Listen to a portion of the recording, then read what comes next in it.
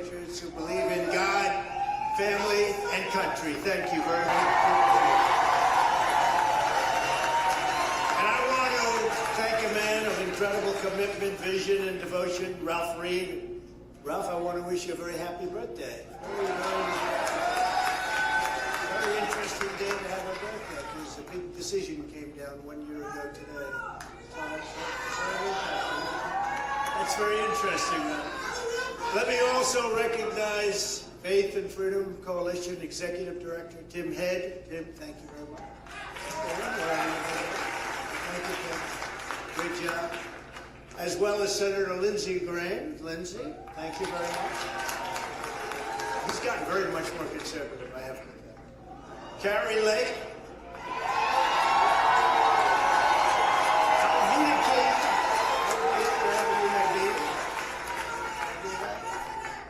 Frank Pavone. Frank, thank you very much. Thank you. Thank you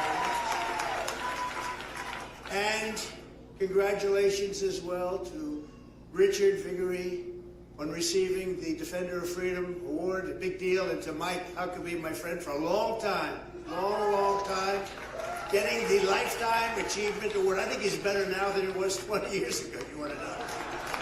I heard what he had to say, but he is not a good example of it. You're in great shape. Thanks, Mike. And thanks for being a friend. I also want to thank a great politician and a fantastic person running for governor of North Carolina. His endorsement yesterday was amazing. Right? From North Carolina. Lieutenant Governor Mark Robinson.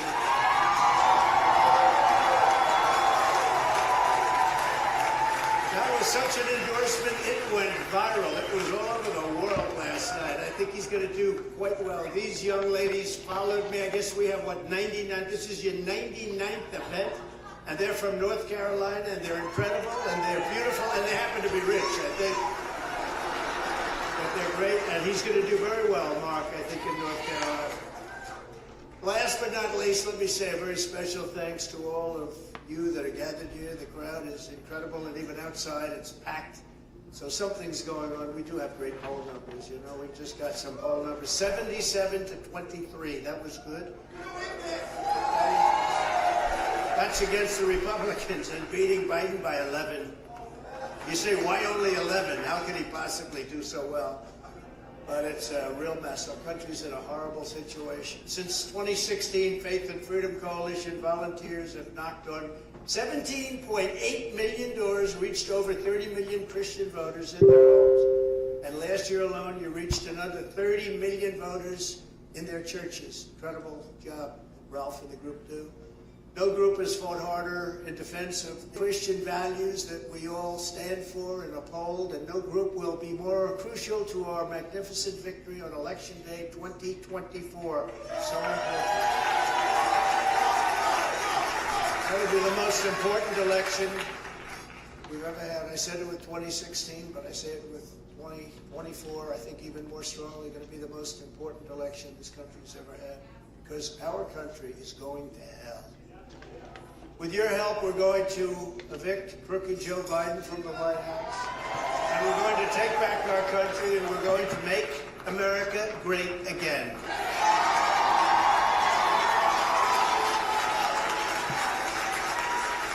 For 7 years, you and I have been fighting side by side to rescue our country from evil and from the sinister forces who hate it. I believe they hate it, and I believe they actually want to destroy it. Now we're approaching the most important battle of our lives. As we gather today, our beloved nation is teetering on the edge of tyranny. I believe that, and you believe that. Our enemies are waging war on faith and freedom, on science and religion, on history and tradition, on law and democracy, on God Almighty Himself. They are waging war. That's not a war they're going to win. The radicals are setting fire to our Constitution, abolishing free speech, attacking religious belief, erasing our borders, corrupting our elections, and we have corrupt elections, and trying to impose their blasphemous creed, woke communism on every American man, woman, and child, and that's what they're doing, and they're trying so hard. We've never had a situation like is going on right now in our country. But the people in this room will never let them do it. They'll never let them get away with it, and it's not going to happen. We will not waver in defense of our faith, our freedom, and our great American flag. They don't want the flag either. They don't want anything. They don't want anything that's good. And you wonder why and how did they ever get elected in the first place. It's sick. Together we're warriors in a righteous crusade to stop the arsonists, the atheists, globalists, and the Marxists. And that's what they are. And we will restore our republic as one nation under God with liberty and justice for all. The menacing specter of left-wing repression has been growing steadily for years and years. It's been growing, and we were stopping it very powerfully for 4 years, and now it's picked up at a level that nobody's ever seen before. First, they slandered Americans of faith as haters and bigots. Then they corrupted the media. They installed radical left judges to subvert our Constitution. They used the IRS to target conservatives. They spied on our campaign, and specifically, they spied on my campaign, and we caught them. Terrible. Nobody would have thought. Could you imagine if it was the other way? Could you imagine if, let's say, I spied, let's not use Biden, let's use Obama. Let's say, Mike Huckabee, that you and I spied on Obama's campaign. Do you think it would have been fine? You know, this we'd be away for a long time, wouldn't we, huh? They tried to take down a presidency with hoaxes and witch hunts. They're still trying. We wouldn't let them. And now Joe Biden has weaponized law enforcement to interfere in our elections, the greatest abuse of power that I've seen and that most of you have seen in the history of our country. It's a hoax. Every time the radical left Democrats, Marxists, communists, and fascists indict me, I consider it a great badge of courage.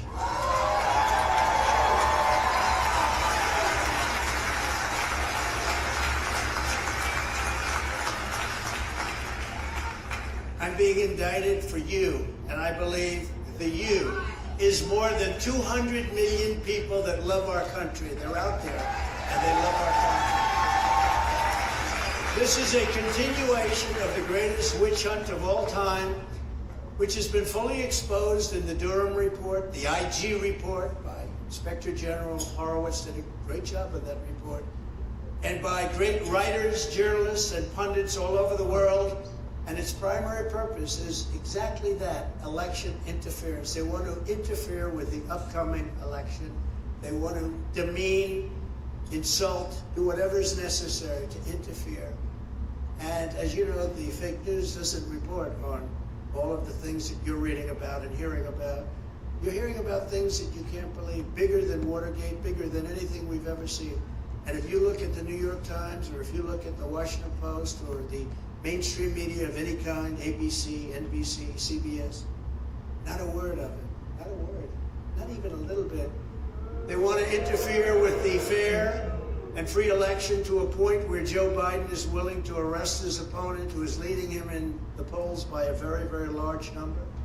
They lie, they cheat, and they steal, and this is how low they fall in an attempt to win the 2024 election, and we're not going to let that happen. We're not letting it happen. They rigged the presidential election of 2020. We are not going to allow we are just not going to allow them to rig the presidential election of 2024. Not going to happen.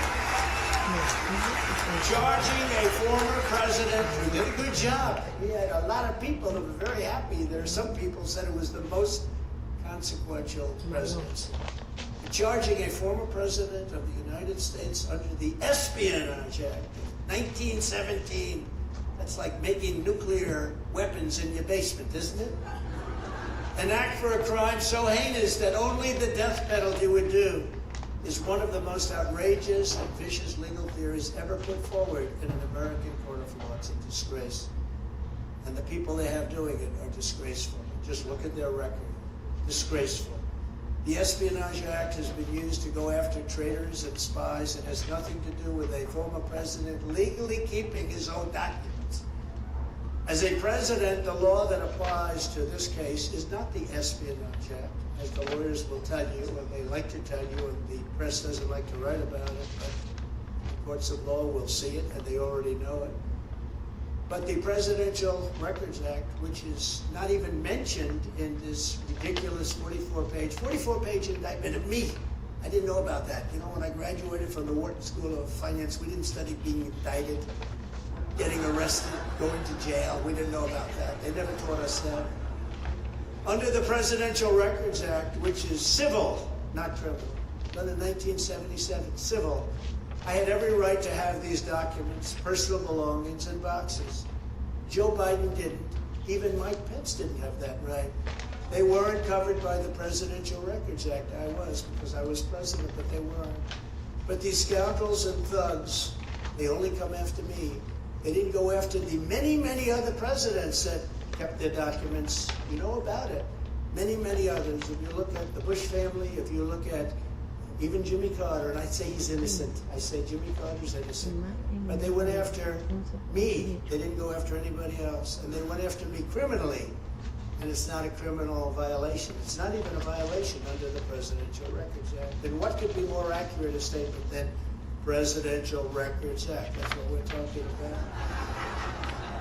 Not espionage. It's not espionage.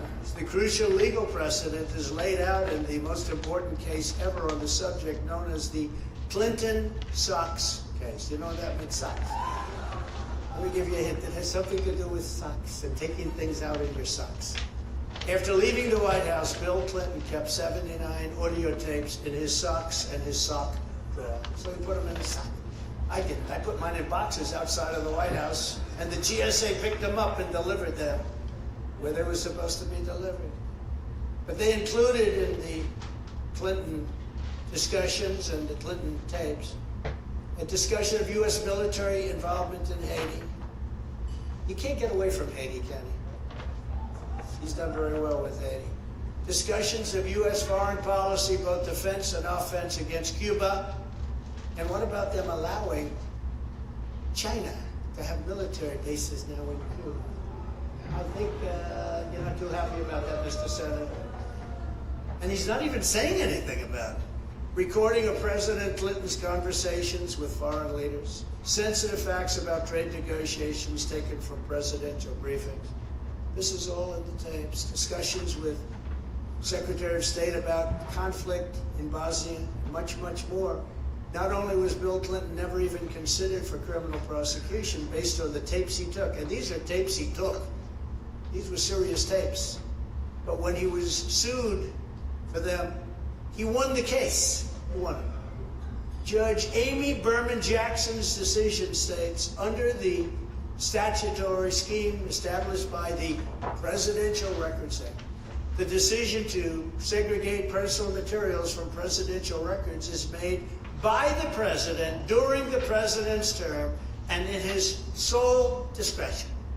Now, this is a democratically judge. Respect it.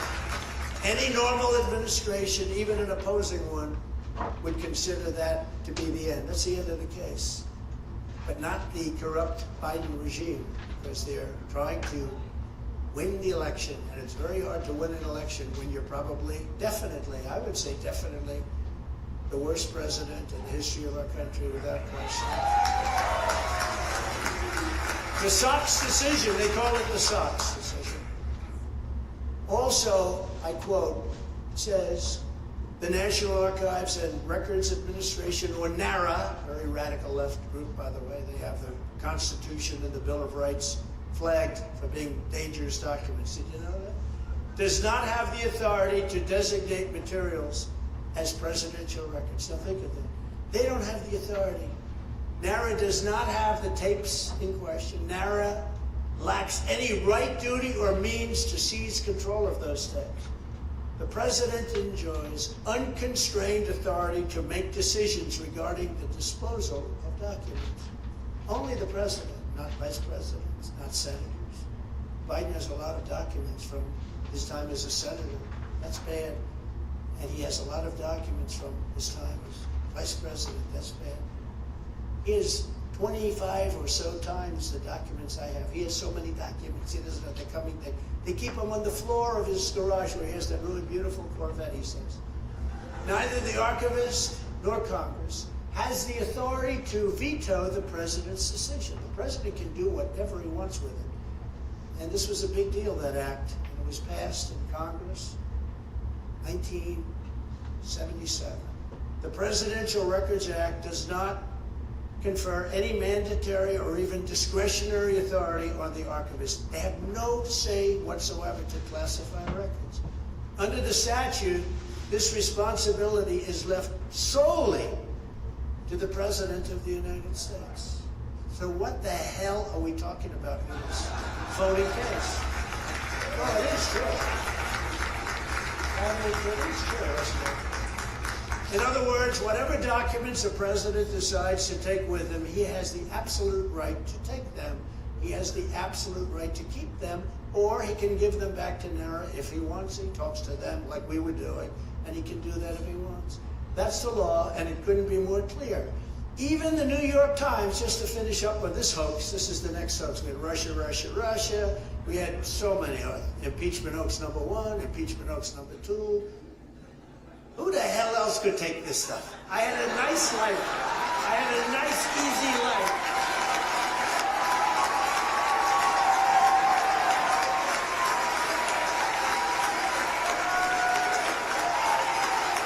But I'm taking it for you because we're going to make our country great again. We're going to put America first, and we're doing it for you. But even the New York Times, in a major article, big article, and they must hate, probably the writer was fired after he said this. But it said, headlines, said that when it comes to asking for documents from former presidents, the only power that NARA has is to say, pretty please. Quote, asking nicely is about all they can do, and yet they reported me to the Department of Justice for criminal prosecution. They don't even have the right to ask.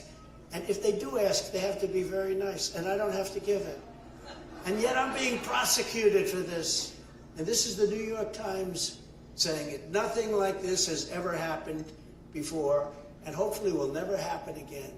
And we are working all together because we're working as a country. And you know, I'm probably the only person in history in this country that's been indicted and my numbers went up.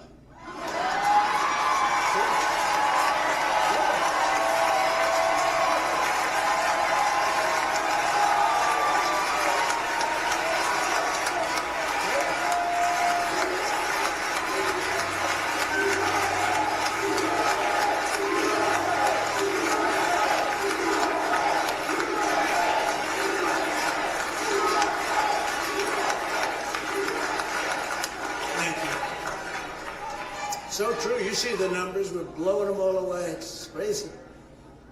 Usually when that happens, you announce, ladies and gentlemen, I'll be leaving office immediately. I want to spend more time with my wife and family and fight for my innocence. With me, it's just like crazy. What a life I have. I have a crazy life. And you know what? We became president of the United States, and we together did something that nobody's, when you look at all of the things we did, probably nobody has ever done what we did, including rebuilding our military, biggest tax cuts in history, biggest regulatory cuts in history. All of the things that we did, we had no wars. We got out of wars. We beat ISIS. We defeated ISIS. 100% defeated ISIS. We got out of wars. And you would have never had Russia go into Ukraine. And you would have never had China. You would have never had China talking like they're talking right now about Taiwan. And you'd never have any words coming out of North Korea, Kim Jong-un, like what he's saying about the United States and our president. No, we had a much different time. They respected our country, and they respected your president. They really did respect your president. Joe Biden is the most corrupt president in the history of our country by far. Just 2 days ago, a very respected IRS whistleblower, used to be very much, you remember when the Democrats used to love whistleblowers? They don't like the whistleblowers now. Revealed that Crooked Joe sat in a room while his son Hunter messaged a Chinese Communist Party official and said to this Chinese party official, I quote, "I am sitting here with my father, and we would like to understand why the commitment made has not been fulfilled." This is Cash he's talking about. Yeah. Tell the director, and it doesn't get reported in the newspapers, tell the director that I would like to resolve this now before it gets out of hand. And now means right now. It means tonight. You believe this? I didn't know he was that tough. And if I get a call or a text from anyone involved in this other than you, Zhang or the chairman, I will make certain that between the man sitting next to me, my father, right next to me, Pop, hi Pop, and every person he knows, you will regret not following my direction. Now, can you imagine the newspapers not reporting this? Not a word of it in any of them, mainstream. I'm sitting here waiting for the call, he said, with my father. I'm sitting here with my father waiting for the call. In other words, send us money. Within 10 days, the Bidens got $5.1 million from China for absolutely no reason. They got $5.1 million. In fact, they've taken tens of millions of dollars from China. And that's probably why maybe he's not complaining about the fact that they're building military bases in Cuba. Maybe that's the reason, I guess. Mike, what do you think? It's not even believable. This stuff isn't even believable. And the worst part of the whole story is that the press doesn't want to report it. Because, you know, there was a time like 15 years ago, 10 years ago, you would have gotten a Pulitzer Prize. Of course, they've been totally discredited because they gave Pulitzer Prizes for the accurate and wonderful reporting on Russia, Russia, Russia. Then it turned out to be a hoax. I said, you have to withdraw the prizes. They said, well, we don't know that, and we don't want to do that. We've never done that before. I said, that's okay. Do it, or I'm suing you. They said, we're not going to do it. And I sued them. You know, we're in court over that. We want them to return the Pulitzer Prize.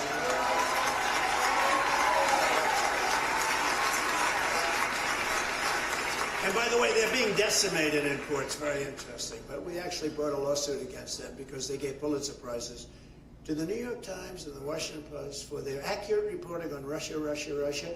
And even the papers now say it was a hoax. They all say it was a hoax, but they don't want to give back the prizes, so they have to give back those prizes. They will. Joe Biden is a totally compromised president because they're bribing him.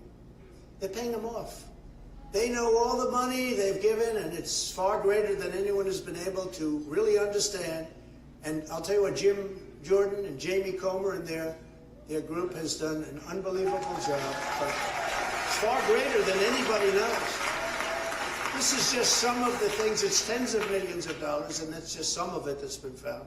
And again, the papers aren't reporting, and it's not only China, though. It's many other countries, including Ukraine. So we're giving hundreds of billions of dollars to Ukraine. I keep saying, why isn't Europe paying a like amount? So we're in for 160 billion, and Europe is in for 15 billion. And nobody thinks that's right or fair, and it affects them more than it affects us. These countries know every penny the Biden crime family has taken in. The countries know. Ukraine knows, China knows, they all know, there are many countries. So he can't even or ever go against them. He can't go against them because they'll reveal the corruption. Because they know exactly, they'll say, well, we sent the check here, we sent the check there, we sent. So he has to be very nice to China, has to be very nice to Ukraine. And a huge success will be when the New York Times and the Washington Post and others put it on their front page, what's really happening here. Because this is truly 100 times bigger than Watergate. This is a much bigger story than Watergate. That's why Biden doesn't mind that China has opened up these military installations and in the process of building a tremendous amount in Cuba. It's only 90 miles off our coast. He's basically said it's okay. He's not doing anything. He's not even saying anything. He's not talking about it. What that means for our great Cuban population in Miami, I love the Cuban population. I got a record number of votes. People were I got the Bay of Pigs Award. I was given the Bay of Pigs, it was a great honor, award by the Cuban population of Miami. But it means that this group of people in Miami that love Cuba, they want to get back there, they want to see their country, but it means for the rest of their lives they will never see Cuba again. It's gone. Because China's occupying Cuba right now. That means it's gone. And they were getting ready to make a big, if the election wasn't rigged, the Cuban thing would have been taken care of, and people could have gone back and forth to Cuba. Cubans I'm talking about. They could have seen their family. They wouldn't have the problems that they have right now. He's given everything to Cuba and the dictator and dictators. And you know what that was. But it's incredible that this can be allowed to happen. So unless I get back in which case I will inform China that they have 48 hours to get any military-inspired equipment out of Cuba.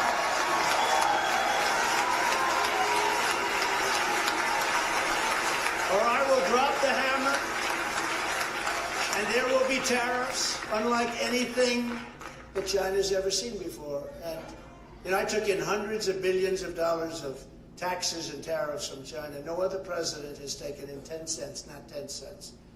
Took in hundreds of billions, gave $28 billion to the farmers because they were mistreated by China. Who else does it? Who the hell else would do that? You tell me. They know. But he wants to do nothing because he can't. He's really bound to not do anything. Never forget, our enemies want to stop me because I'm the only one who can stop them. And I'm stopping them because of you. I didn't need this. I didn't need it. If these corrupt persecutions succeed, they will complete their takeover of this country and destroy your way of life forever. And that's where it's going. That's where it's going. It's a disgrace. They want to take away my freedom because I will never let them take away your freedom. It's very simple. They want to silence me because I will never let them silence you. And in the end, they're not after me, they're after you, and I just happen to be standing in their way. So it's very simple, actually. Ultimately, the radical left lunatics are coming after all of us because they know that our allegiance is not to them, our allegiance is to our country and to our Creator. And that's why under Biden, Christians are being persecuted like nothing this nation has ever seen before. I don't understand how people can vote, people of faith, and I'm not just talking about Christians, I'm talking about people of faith, can vote for these Democrats. They've become monsters. They're fighting you all the way on religion. You know, I watched Biden during debates when he could speak, and he was trying to say, you know, oh, I love being a Catholic. You know what they're doing to Catholics right now? There's never been an assault on Catholics, the likes of which they're having right now, what they're having to go through. Biden's corrupt DOJ has targeted parents at school board meetings. They've sent SWAT teams to arrest pro-life activists. You know that. The FBI has been caught labeling devout Catholics as domestic terrorists and sending undercover spies into Catholic churches, just as it was in the old Soviet Union days. Pretty rough stuff. Who can believe this? And how can you, as Christians, how can the people in this room vote for them? You know, they get 40%, 50%, 60% of a religious vote. How can they do that? And then they just go about trying to destroy religion. If you look at polls, you'll see religion, people of faith, but religion is going down in terms of importance and popularity. This is not a question of importance and popularity. This is a fact. We love God, and we want to protect ourselves. We want to protect the cherished position of believing in God. And I think one of the biggest problems this country has right now is that as religion does go in the wrong direction, because it's something for you to adhere to and to believe in. It's so good. It keeps you sane, it keeps you honest, it keeps you good, it keeps you kind, it makes you help other people. And they're trying to take that away from you. And I just don't understand, where do they get 30, 40, 50, 60% of the vote? It just doesn't make sense. Doesn't make sense. They lie about their positions, and you have to remember that. In 2024, you have to remember that. Protect your vote is the most important thing. You have to remember that. You do have to protect your vote. They want to destroy your religion. along with the fact that they obviously want to destroy your country. When you have open borders, when you have no voter ID, why do they not want voter ID? Because they want to cheat. Even the Democrats voted 82% in favor. Democrats, people that vote. Democrats voted 82% in favor of voter ID, but the politicians don't want it because they want to cheat. And with voter ID, it's very much harder to cheat.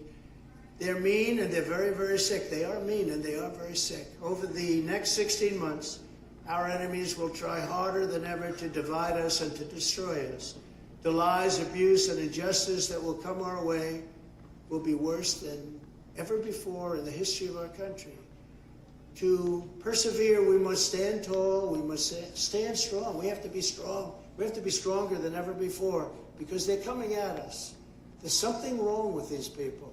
And I don't like saying that. You know, as president, you're the president of everyone. So I don't like saying that. But there is something wrong with these people, and we have to stand together, or we're not going to have a country anymore. The more they throw at us, the more united we must become. The more vile the attacks, the more relentlessly they go after us. We must keep pushing forward no matter what. You just keep pushing forward. That's what I do. I get up. People say to me, "Sir, can I ask you a question? How the hell do you take it?" I say, "Do I have a choice? I don't have a choice. Right? Do I have a choice? I'd love not to have to, but they're crazy people with there. They're lunatics." I've had the most successful business people in the country come up to me. A man who's one of the most successful, a vicious guy, very tough guy. I don't like him even. He thinks I'm his friend. I'm not, because he's a bad person.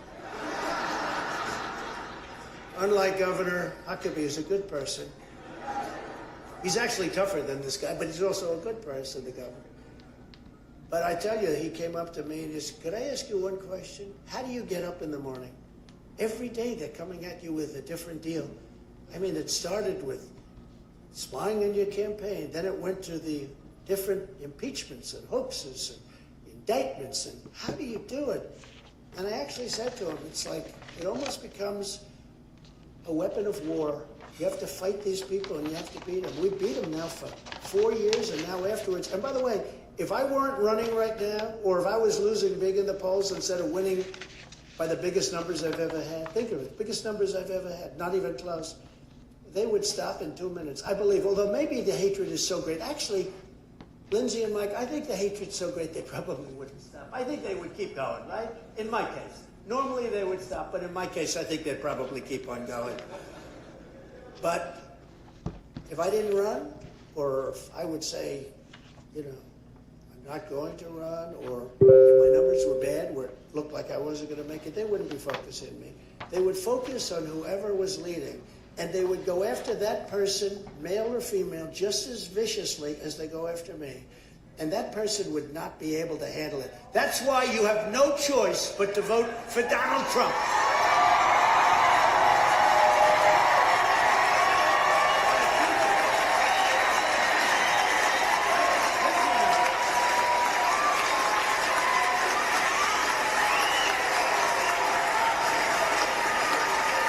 Thank you very much.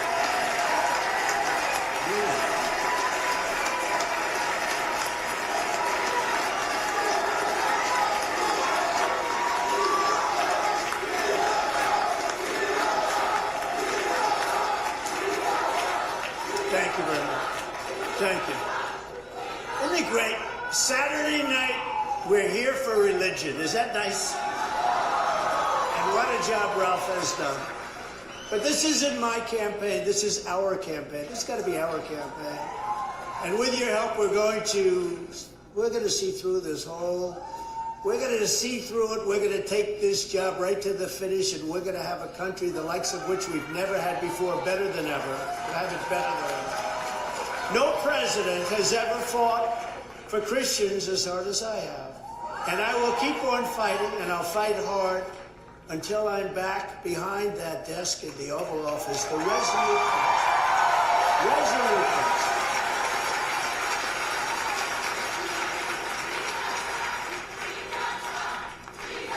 Thank you.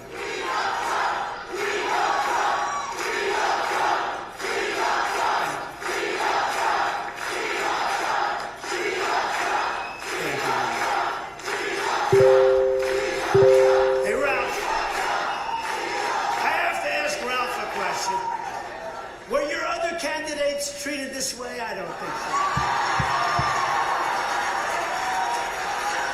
Actually, I saw one who was booed off the stage. He was booed.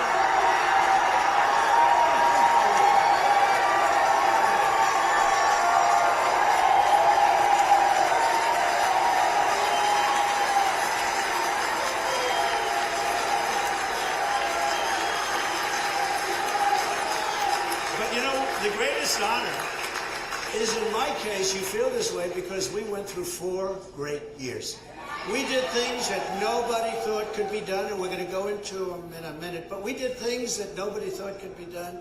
So when you do feel this way, I really feel good because that means you accepted and loved what we did in that 4 years. We did more than probably any, and many people say this, more than any president. We rebuilt our military. What we did is so incredible. We did it together. I did it because of you. I was helped by you, and we had your support, and it was amazing. So I'm very gratified to get that kind of support, because in my case, it's not just words. You know, when I first came in, I said, I'm going to do this, I'm going to cut taxes, and I'm going to cut regulations, and I'm going to do all these things. And, you know, people would say, yeah, okay, it's just words because it's a politician. All of a sudden I become a politician. I never had that moniker before, but all of a sudden I become a politician. But I did all the things, but I actually did much more than I ever promised I did. So it makes me feel very good. We totally transformed the federal judiciary, appointing nearly 300 judges, a record, to interpret the law and the Constitution as written. I withstood vicious attacks to confirm 3 great Supreme Court justices, Neil Gorsuch, Brett Kavanaugh, and Amy Coney Barrett. And I just hope, because they're under tremendous assault and pressure. I mean, they are. Look, you know what, you see what's going on. In the sports world, they call it playing the ref. You know, they say horrible, horrible things, and some people change. A lot of them change, and we can't let that happen. I just hope that these justices, who are brilliant and very good people, I hope they remain strong in the face of the harassment and intimidation that is coming their way and has come their way by the radical left lunatics. I just hope they can withstand it. I hope they don't go to the other side so they feel a little bit better about going out to dinner. That happens so often. With politicians it happens, but it happens with judges. And we hope that's not going to happen with them or any of our judges. Exactly 1 year ago today, those justices were the pivotal votes in the Supreme Court's landmark decision ending the Constitution atrocity known as Roe v. Wade.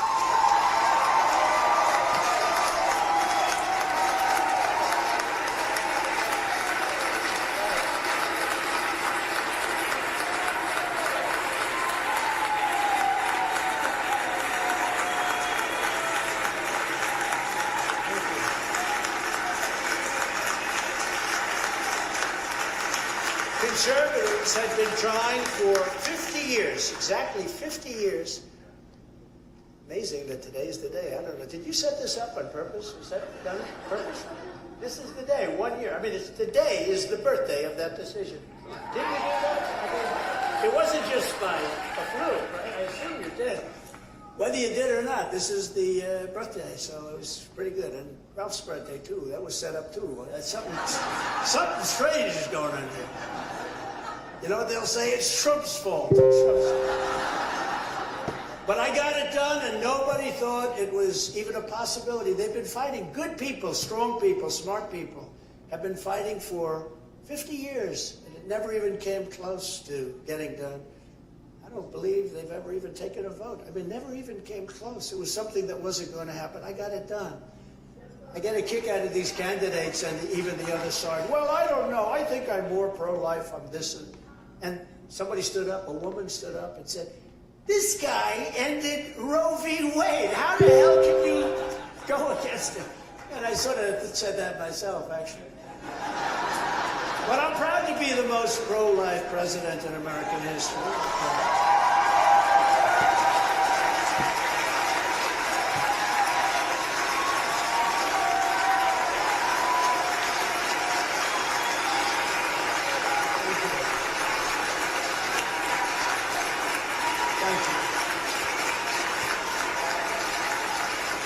From my first day in office, I took historic action to protect the unborn. Very historic. Nobody else did anything near what we did. And it put us in such a great position, that victory. That victory, we'll go into it, but that victory is a tremendous victory in so many different ways, because they are the radical people. When they're willing to kill a child after birth, they're willing. You know, take it beyond the 9 months. They are the radical people. They are the people that are really in trouble with the Lord. I reinstated and expanded the Mexico City policy. You know what that is. That was a big deal. Nobody else did it. Stop taxpayer funding for abortion providers, and at the United Nations, I made clear that global bureaucrats have no business attacking the sovereignty of nations that protect innocent life.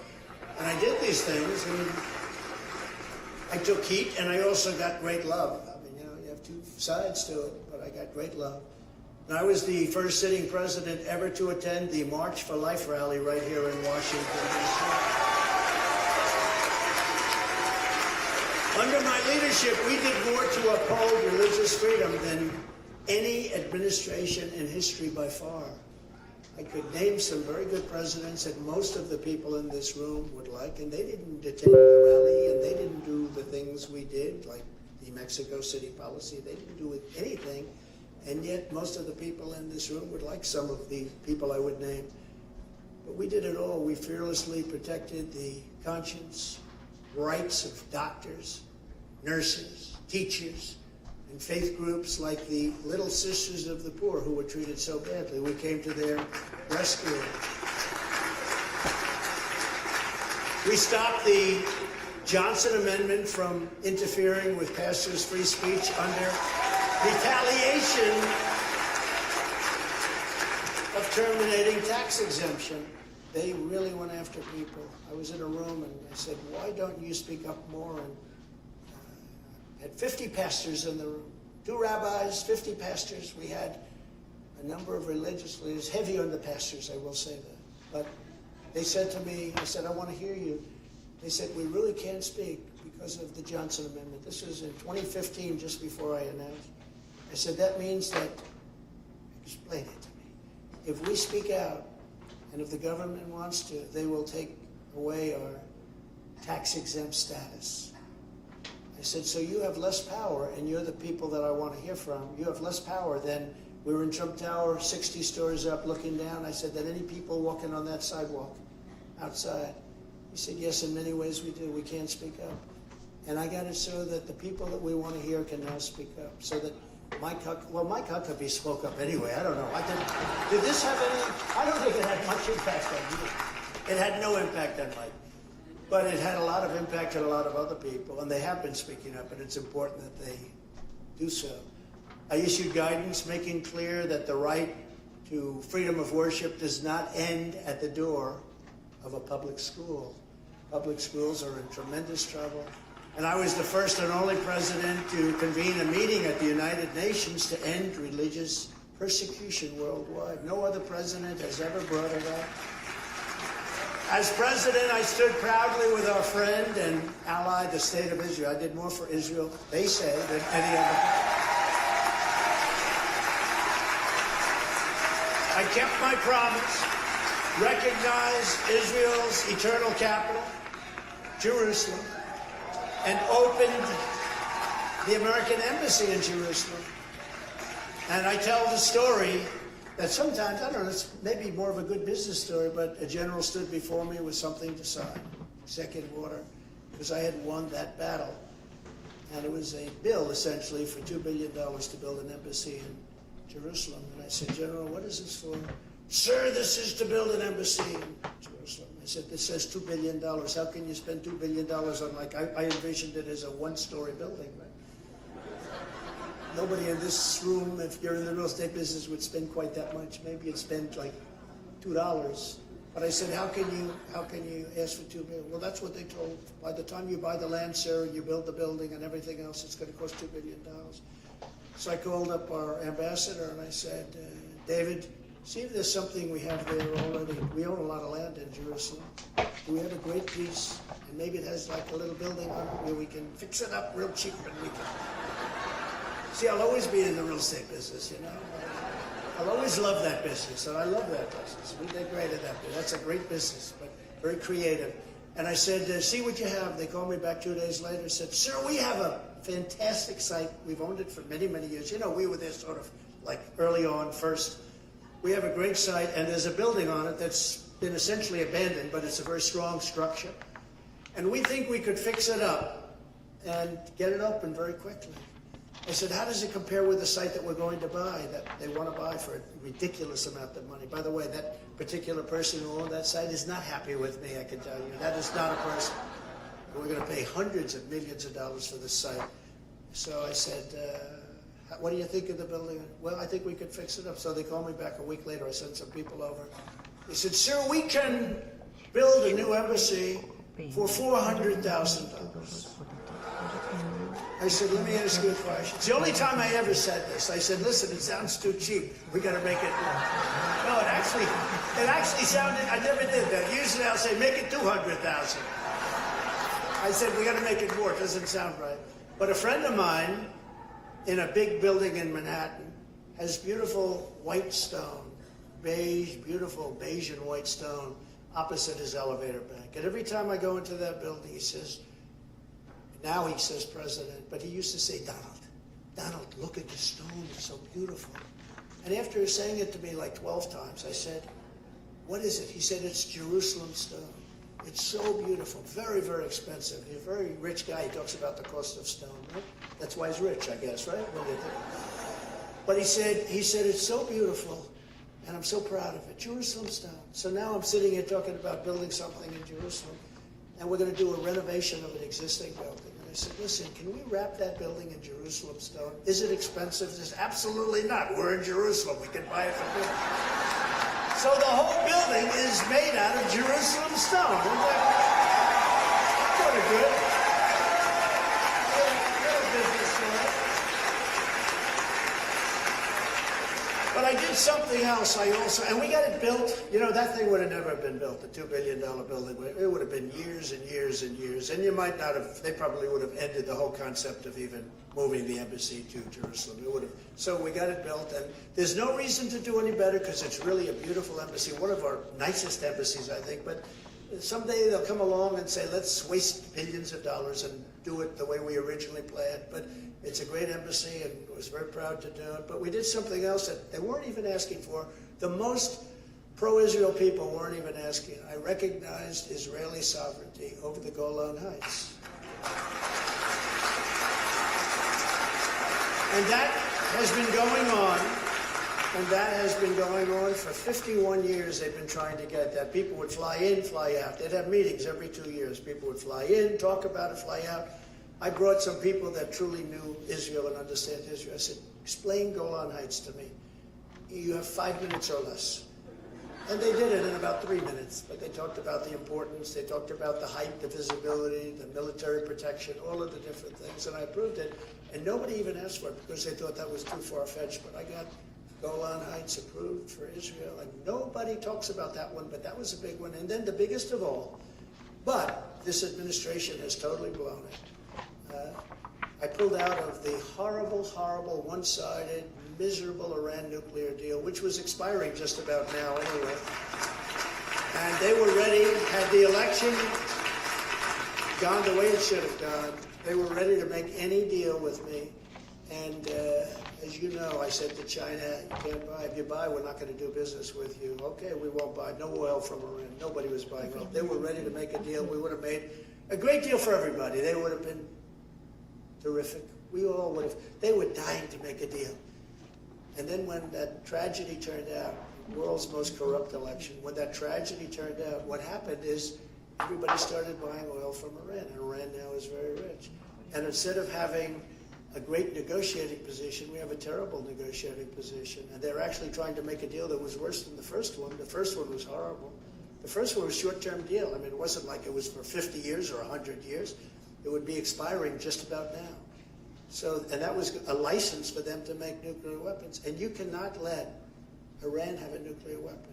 You cannot let it happen because Bad things will happen if that happens. But I got that approved. That was the biggest of all. That was bigger than Jerusalem. That was bigger than the Golan Heights. I always considered that to be the biggest. But unfortunately, they took that deal and didn't do anything. Iran was they were dying to make a deal, and they didn't do anything with it. And then, of course, we did the Abraham Accords, which would have been, something incredible. Something incredible. So we took care of Israel like no president has ever. In fact, they said if I ran for prime minister of Israel, I'd get 99% of the votes. I'm thinking about doing that. We delivered the largest tax cuts and regulatory cuts on record in the history of our country. And we built the greatest economy in the history of the world. There's never been an economy like the economy we had. More jobs, more everything than we've ever had before. We achieved energy independence, and we're ready to be energy dominant. We were going to supply oil to all over Europe, everywhere.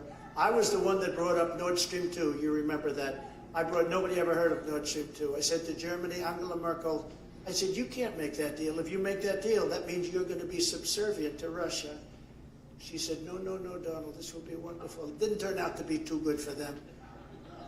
Then gas prices, when I was in office, reached low numbers like $1.87 a gallon, and even, think of that. Now they go to 5, 6, 7, 8, 9. And it hasn't stopped. Wait till you see what's going to be happening over the next 2 years.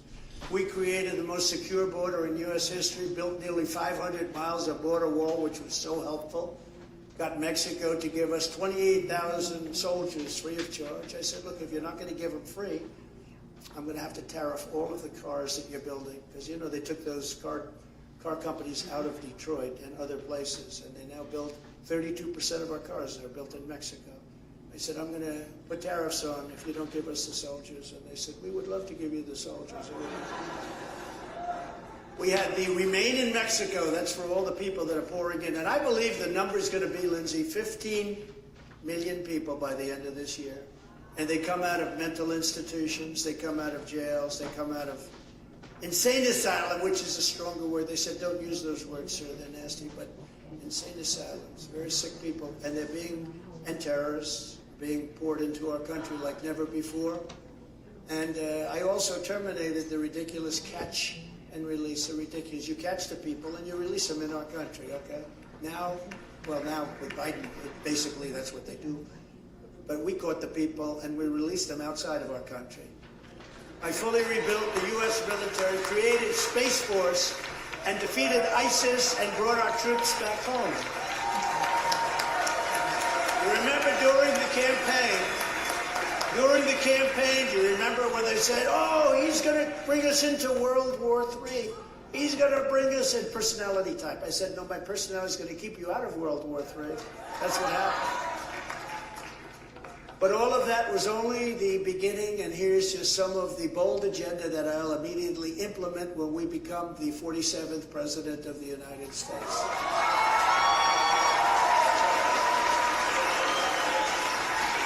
And I'll work with the people here and a lot of other people in Washington right now, because I just rode through Washington, and it doesn't look like it used to look with me. They have fences around their parks.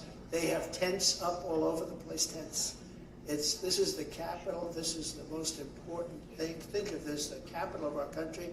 It's got papers all over the streets. The sidewalks are filthy, dirty. I used to drive by and I'd be screaming over the phone, get those sidewalks clean, get this, get that. You got to get the tents down. You can't have the tents. Once those tents form, once you leave 4 or 5 of them, there was a group of 4 or 5, and I told Secret Service, you got to get over it. We got to take it down immediately, because once that happens, you have 10, then you have 20, then you have hundreds. And what's happened to this city since I've been gone is, it's so sad. It's so dirty and filthy, and people are stopping coming. And that's true in a lot of other cities, too. You look at Chicago, you look at San Francisco, look at New York, what's going on. All Democrat-run. It was so sad to see. I look forward to coming here, but it was a very sad trip between the airplane and here, because I'm looking at something that I don't even recognize. It's so dirty, and it shouldn't be that way. It's a great place, and it shouldn't be that way. When I get back into the Oval Office, I will totally obliterate the deep state.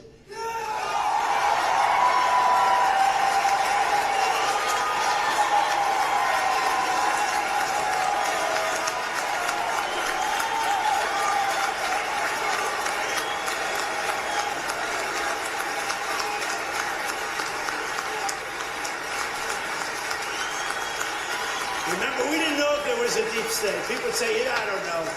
Now about everybody thinks, yeah, there's a deep state. It's a bad, I call it a bad state. I'll fire the unelected bureaucrats who have weaponized our justice system. And they have weaponized. And we'll create the Truth and Reconciliation Commission to declassify and publish all documents on deep state spying. They spy on so much. Censorship, corruption, including all of that on Christians. The Christians have been under siege under this administration. Just please remember that. Please remember that when they tell you about how much they love you. They don't love you at all. They don't love you at all. Never again will federal law enforcement be used to target religious believers. And hopefully never again will it be used to target opponents in an election. Because that's what they're doing. Americans of faith are not a threat to our country. Americans of faith are the soul of our country. And when I'm back in the White House, I will once again appoint rock-solid conservative judges, the mold of justices like Antonin Scalia and the great Clarence Thomas, who really they are going after right now very unfairly. That's very unfairly. And before Election Day 2024, I will again release the full list of names from which I will select my appointments to the United States Supreme Court. I did that last time, and it had a big impact. To stop the Marxist and they are indeed Marxist, or worse, fascist, Marxist. Prosecutors who release rapists and murderers while persecuting conservatives and people of religion, I will direct a completely overhauled DOJ to investigate every radical DA in America, AG in America, for their illegal racist and reverse enforcement of the law. These are bad people. And they're being run by the DOJ, just in case you have any questions. You know, in New York, where they go after me, they've had a problem. All of a sudden, I got a DA who's after me. Rank. But you know what they did? They put people from the DOJ into the DA's office. Can you believe it? I don't even think that's legal, they say. But I have DOJ prosecutors in there telling them how to go about it. But they haven't done a very good job because they have no case.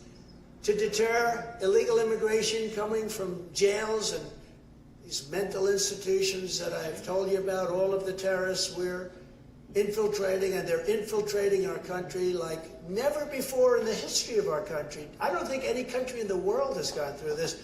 And I always say, even a third world country wouldn't allow people in like this. They would stand there with sticks and stones. They wouldn't allow it to happen. One thing, nobody's been able to tell me why this is a good thing. Why is it a good thing? It's not good politically. Now, they all say, oh, no, they'll go and they'll vote. Well, first of all, we're doing very well with Hispanics, and large numbers are Hispanics. But you know, even more so, they don't need people because they cheat so much on the voting, they don't need. But if you think of their policies, open borders, high taxes, high interest rates, no voter ID, bad military, woke military, all these things, you can't win on policy unless you cheat. Just think about it. How can you win on any of those things? Does anybody really, I don't care, give me the most liberal person, does anybody who's liberal or anything else want people to march and steam into our country and just come into our country? We have no checks, no balances, we have no idea who they are. And they do. They come from prisons and mental institutions, many of them.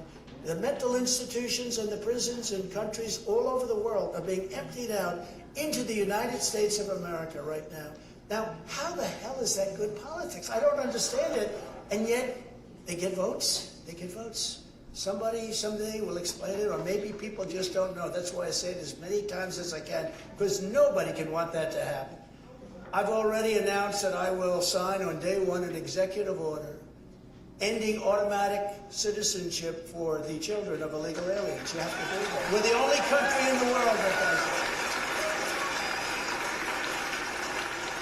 it. If you literally set a foot in the sand across the border, your child is called welcome to being an American citizen. It's so unfair to our country.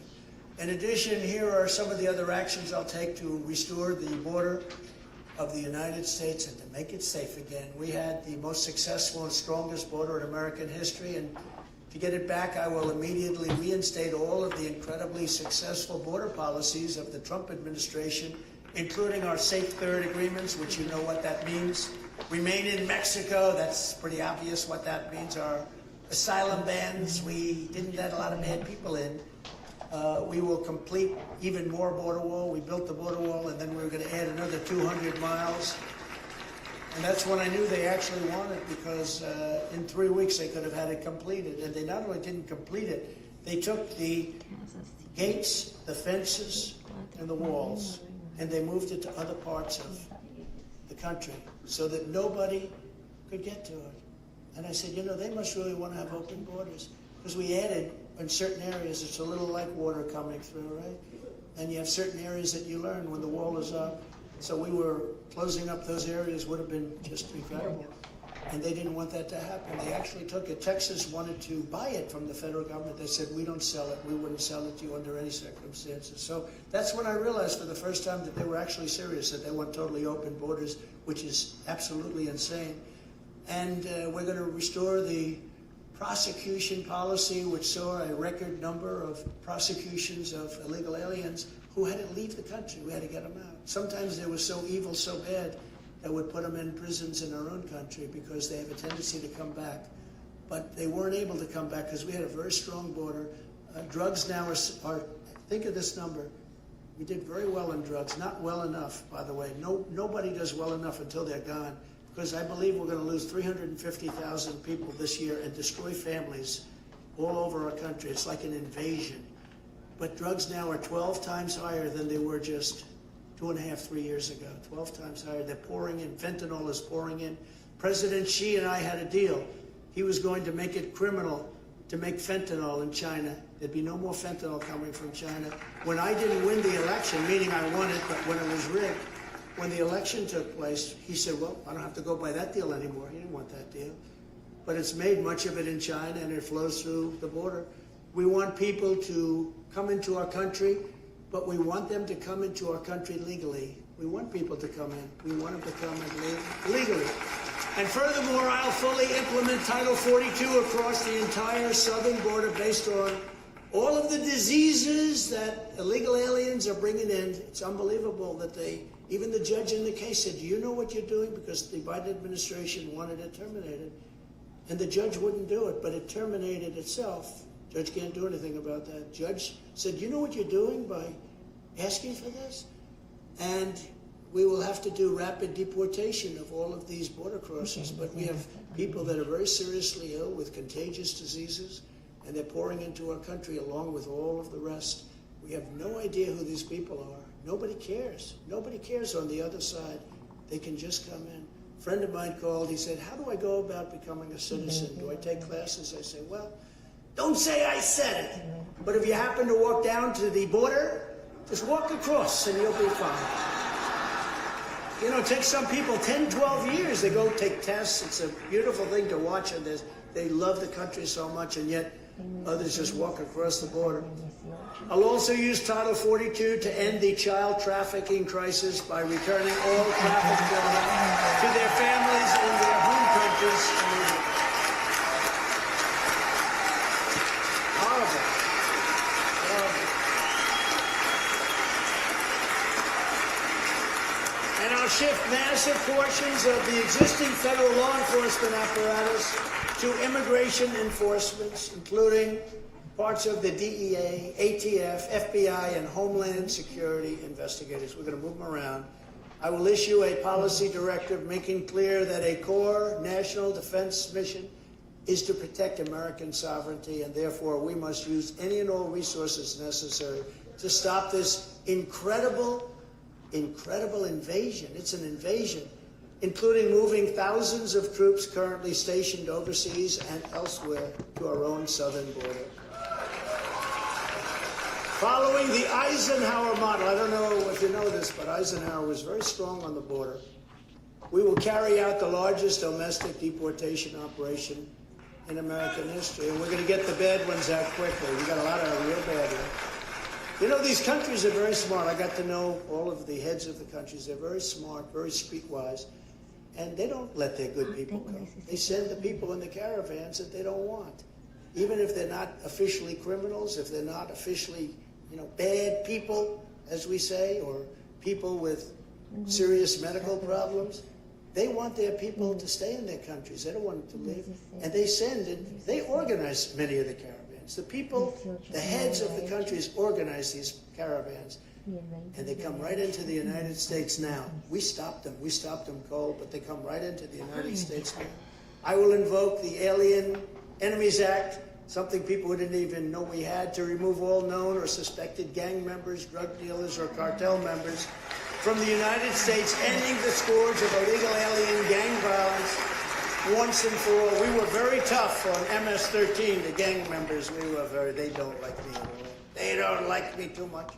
We will destroy the cartels, including by deploying U.S. Navy to impose a full naval embargo to close the waters of our region, because the land will be closed up, and to all smugglers and traffickers. And they traffic mostly in women, just in case you didn't know that. It's mostly women, not children, not men.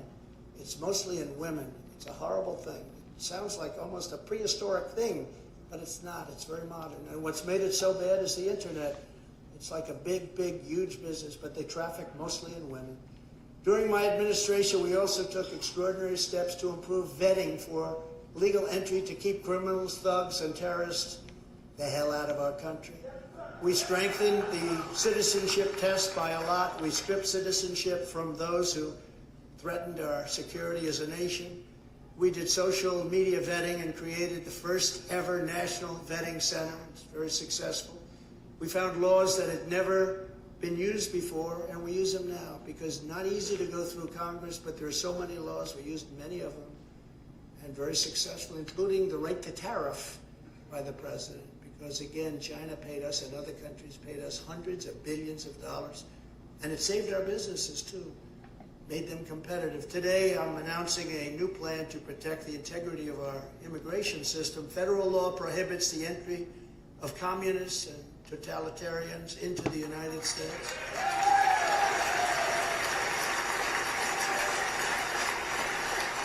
But my question is, what do we do with the ones that are already here that grew up in it? I think we have to pass a new law for them. Using federal law in section 212F of the Immigration and Nationality Act, I will order my government to deny entry to all communists and all Marxists.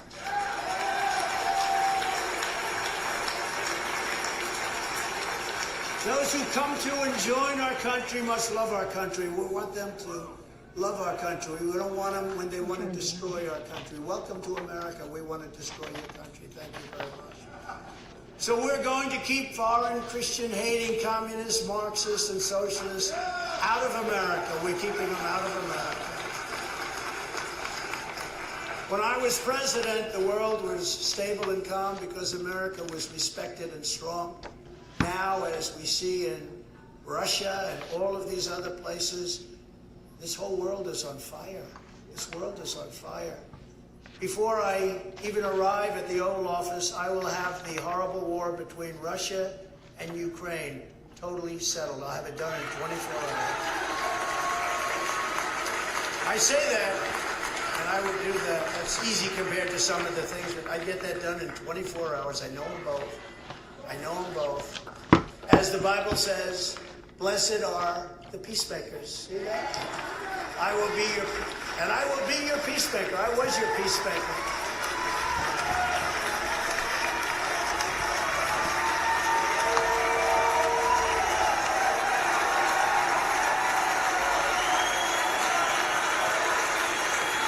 Oh, that's great. Blessed are the peacemakers.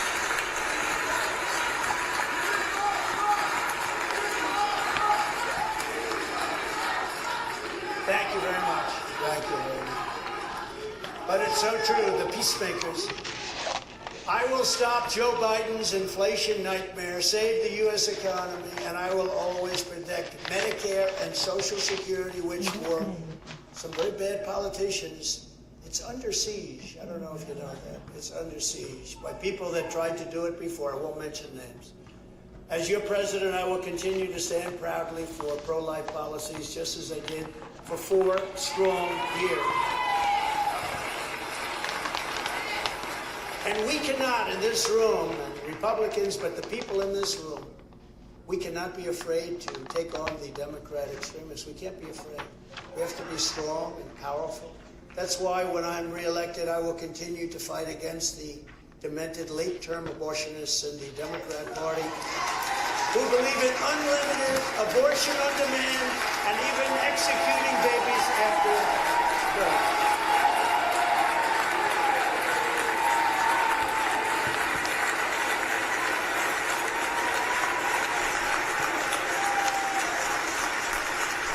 These are very troubled people, and the American public is on our side by overwhelming margins. You know, the politicians are going to have to learn to talk about this issue because they are the radicals. We're not the radicals. When you kill a baby after 4 months, 6 months, 8 months, 9 months, remember the governor of Virginia? He said, yes, the baby is born, you lay the baby aside, and then you make a determination as to what to do with the babies. In other words, he would kill the baby after, and you have many, they believe in that. That's what they want. They are the radical extremists. We're not the radical extremists. And politicians have to say that. They have to say that because they come out as radical. And the Democrats that believe in this late-term abortion, thanks to the Supreme Court decision of exactly 1 year ago, we gave those who have long been fighting for pro-life cause negotiating power for the first time ever. You have tremendous negotiating power. Now, with Roe v. Wade, you had none. You had no power. We've now given pro-life people tremendous power to negotiate something that will be happy, that will be good for everybody. And you have power for the first time. You didn't have that power. You had no power. They could do anything. They could kill the baby after the baby was born. They could kill the baby in the 9th month. These are horrible, horrible things to think about. And even other countries, other than 2 countries, I won't mention their names, China and North Korea. They have very strong limits.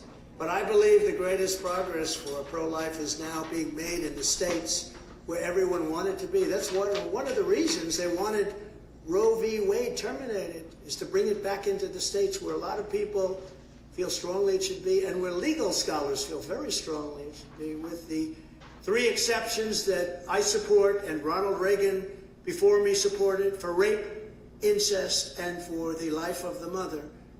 A lot of people are more and more coming into that fold, and it's something you have to very consider. You have to go with your heart.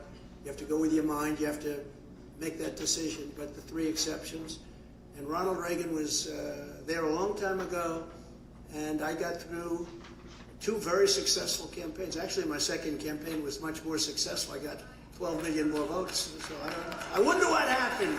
I wonder what happened. However, there, of course, remains a vital role for the federal government in protecting unborn life. And it's very important, and I propose you tonight, just as I did when I said that we will win the Supreme Court decision on abortion. Remember I said that during my campaign? Everyone said, that's not going to happen.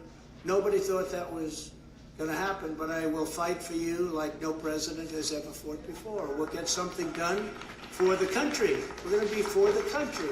We will defeat the radical Democrat policy of extreme late-term abortion, and we will bring everybody together to protect our precious unborn babies in a very, very big way. And now you have the power to do it because we terminated Roe v. Wade. Every child born and unborn is a sacred gift from God.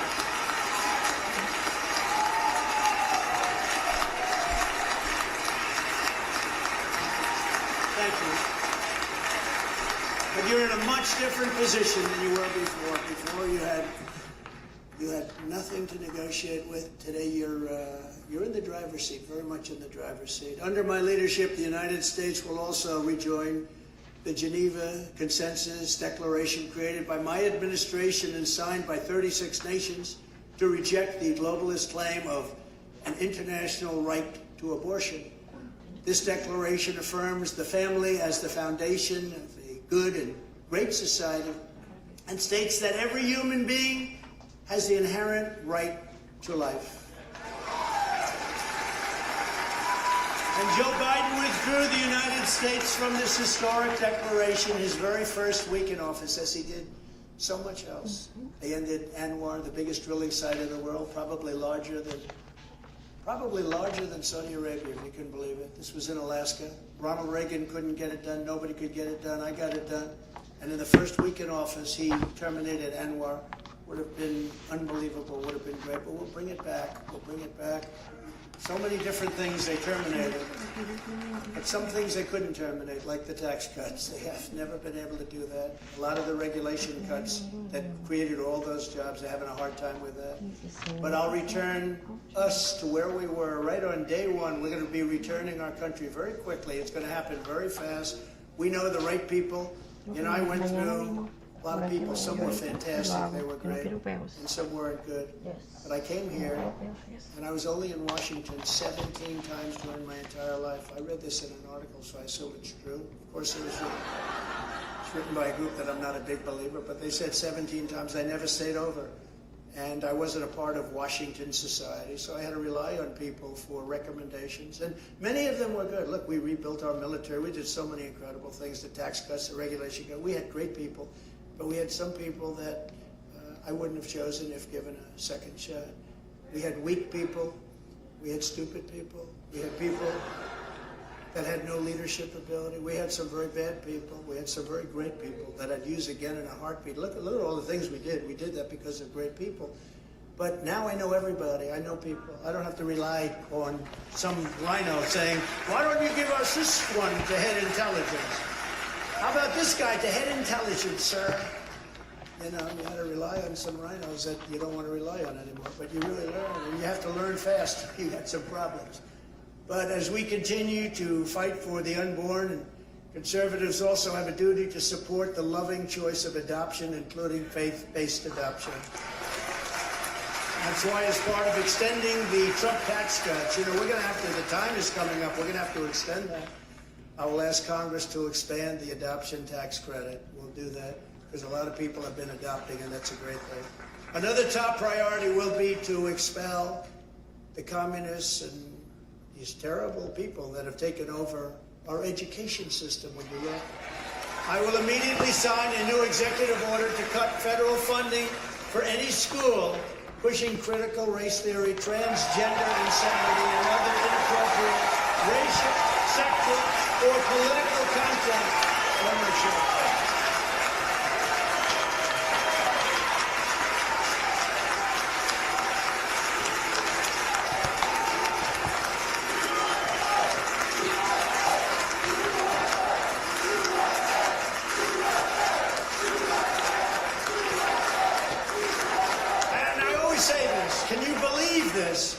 Can you imagine saying this 10 or 15 years ago? I will fight for parents' rights. Of course you fight for. Today I have to say, I have to make it, I will fight for parents' rights. Of course you fight for parents' rights. Who would ever think you have to say that as a politician or as a person at a microphone? Including the right to send your child to the public, private, charter, or religious school of your choice. At the same time, I refuse to abandon our public school system to these lunatics, because what's happening there is terrible. That's why I will fight for the direct election of school principals by the parents of the school. If any principal is not getting the job done, the parents should be able to vote to fire them immediately and to select someone who will.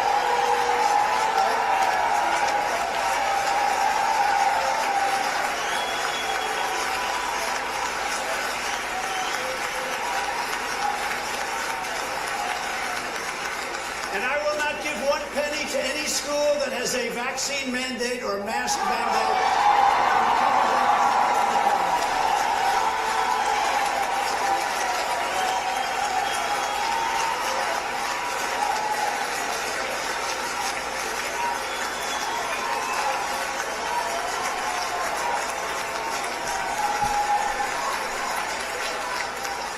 And something else I find hard to believe that I have to even say, it's so ridiculous. It's so horrible and so ridiculous. I will keep men out of women's speech.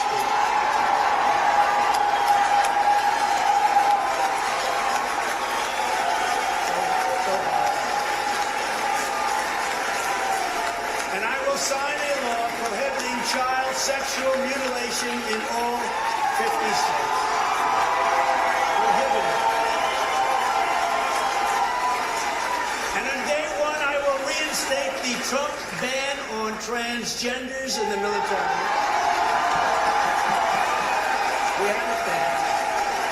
Because our warriors should be focused on crushing American enemies, on being strong, on having the image of being strong. They have to be powerful, they have to be strong, especially when you see what's happening in the world today, not catering to radical gender ideology. So you know I had this in the military.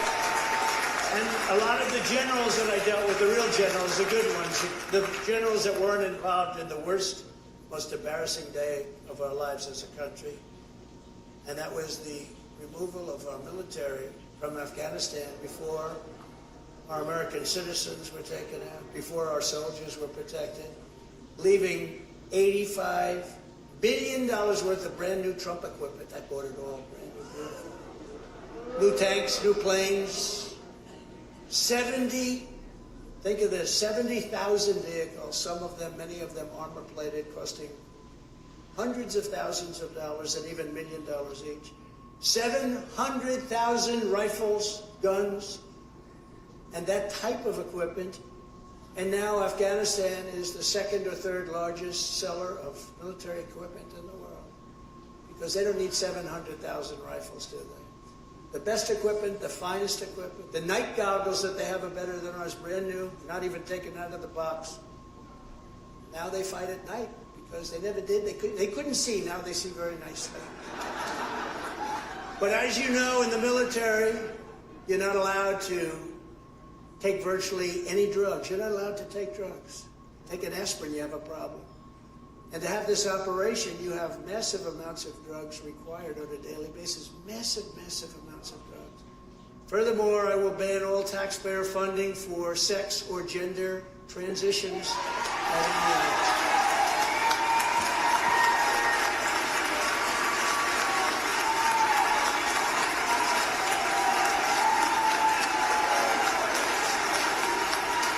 And just as I've done for 4 years, I will fully uphold our Second Amendment. We did our second. I will bring back free speech in America. And finally, to restore pride in our history and confidence in our future, I will lead a massive year-long salute to America to celebrate the 250th anniversary. On July 4th, this was July 4th, 1776, okay? There are other dates you hear about, but this is the date that we recognize, 1776, and we're going to have a big celebration, and it's going to be a celebration like we really deserve in this country for everything we've gone through. With you at my side, we will give our nation's founding the amazing anniversary party that America needs and so richly deserves. Days from now, all of us will be celebrating this year's Independence Day at a very challenging time for our country. As we do, let us remember the words of one Massachusetts preacher during the Revolutionary War on an autumn night in 1777, when the fate of our nation looked very, very bleak, much as it does in many ways right now. Be of good courage, he urged the patriots in the pews, because the cause of American independence is a glorious, glorious cause. Today, we are a nation in decline, and it is because of our corrupt and inept leadership and the power of modern-day weaponry. It's so powerful, so horrible. It's so horrible. The levels of power, you've never seen anything like it. Shouldn't even be discussed. It wasn't talked about very much during my term. I didn't want to have anyone talking about it, but the level of power of modern-day weaponry is horrible. It's the most dangerous period in the history of our country. It's time for us, because of all of this, so scary. We have leaders that don't have a clue. We have leaders that have no idea what they're doing. They have no idea. We have leaders that are totally corrupt. These are corrupt people. It's time for us to keep our faith, our unity, and our resolve. We must be strong like never before. We must be unstoppable. Together we will take on the communists and the Marxists and the fascists and the globalists and the fake news media, which is just as bad as all that. And we have to take on crooked Joe Biden and the worst administration in the history of this country.